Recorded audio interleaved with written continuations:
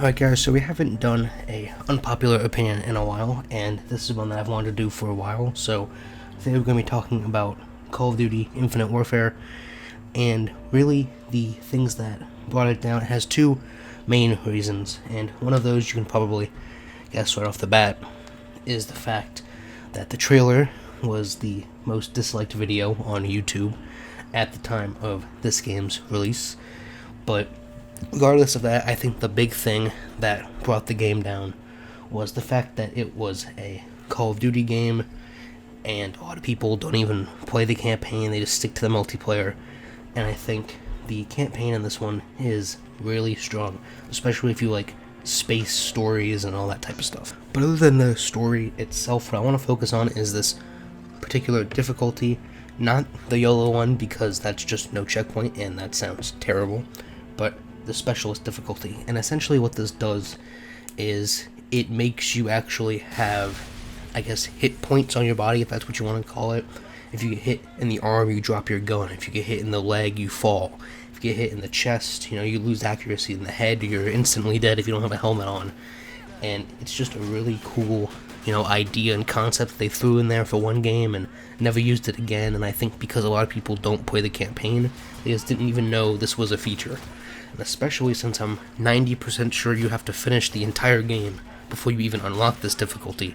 So this would require that already small percentage of people who play the campaign to play it twice just to unlock this difficulty. And the game's already on veteran difficulty. This clip here is a perfect example. I get shot in the leg there and I fall, and then I get shot in the gun or the arm, causing me to drop my gun. And now since I'm damaged, I have lost the ability to ADS. And now my accuracy is way down, and veteran difficulty isn't the hardest thing in the world, but when you can get one shot, can't aim down sights, or wobble while you're shooting, it makes it a lot more difficult, and it's just another challenge added to the game. But let's talk about just this game in general, right? If you like space stuff, if you like Star Wars, if you like Star Trek, if you like space period, you didn't play this game, it can't be that expensive. Go get it. It's a great space game and a great campaign on its own as well. So this clip you're seeing here is the opening of the game, and this kind of just highlights all of the cool stuff. Advanced Warfare kind of took that futuristic limit, I guess that's what you want to call it, and touched on some stuff, brought some new technology like the mute charges and the little hover bikes they had. And then Black Ops 3 went a little bit further into that, but I think this game really gives you that futuristic space feel that you want. And for a game that's 4+ years old, this game looks really good. Like this holds up with games that are still coming out. But I just want to show you guys some of the gameplay, and it's actually really creative in the fact that most Call of Duty vehicle combat is on rails, and while this, yes, is very much still on rails, the spaceship combat in this gives you a lot more freedom than any other vehicle combat has before in Call of Duty, along with customization, not only for your ship that you fly around in during the combat sections, but your loadout for the mission, which is really cool. And the best part is that on these higher difficulties, these spaceship battles are actually the more complicated parts of the game, right? So you're not stuck playing the same, ground combat that you've played a million times in every Call of Duty game. The parts that you're actually having to repeat and getting stuck on are the fun and interesting space battle parts. So that just gives you more time in this section. And they allow you to destroy these big carriers and frigates, and again, it's all scripted and very on rails, but it's the most freedom you've ever got in a Call of Duty game, and it's in space. So now this just might be my love for space settings showing a little bit, but this game also seems significantly more cinematic, and that could be a good or bad thing depending on how you like your single player campaigns. But for me, it's a good thing, right? Like, you just jumped out of a plane in a jeep on the moon, and there's spaceships and tanks and everything everywhere, and there's no gravity. This is awesome. Alright, and this is all throughout the game.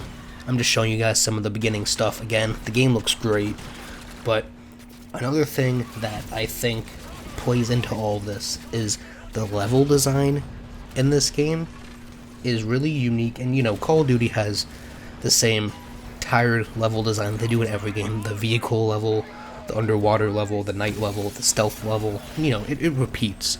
But this game actually has some unique ones, not to say that it doesn't have some of those generic ones I just talked about.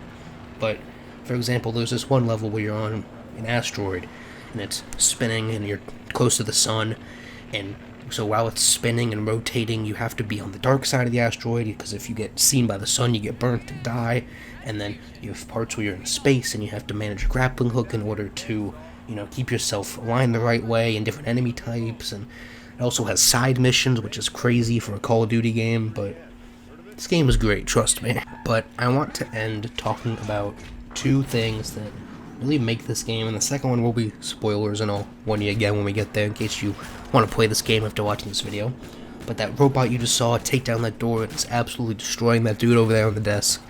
His name is Ethan, and he's hilarious, which is a first for a Call of Duty game to have a actually funny character. I mean, they've attempted at it before, but to succeed in it is something that I don't think they've done. But the thing I want to talk about, spoilers here, is they actually kill off the main character.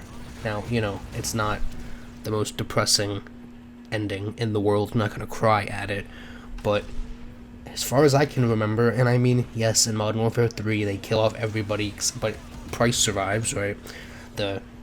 He's, I would say, the main character, but this is the game where they kill off the main character, they kill off some of the side characters, and it's great. You know, the whole kind of theme of the game is the whole mission comes first, and they've done that before. It's not original, but it's just something that adds to the space setting that they already have here. And that, along with the spaceship gameplay and the customization that they allow you to go through with all the future technology and all of that, it's just a really fun campaign if you like space stuff. I highly recommend you check it out if you haven't played it. If you played it 4 years ago when it came out and haven't touched this difficulty setting or anything, I would definitely recommend you go check that out. But you guys let me know what you think of this game or thought of this game in the comments below. We're not here to talk about the multiplayer or the zombies or any of that, just the campaign, so make sure you focus on that when thinking about this game, and I'll see you guys on the next one.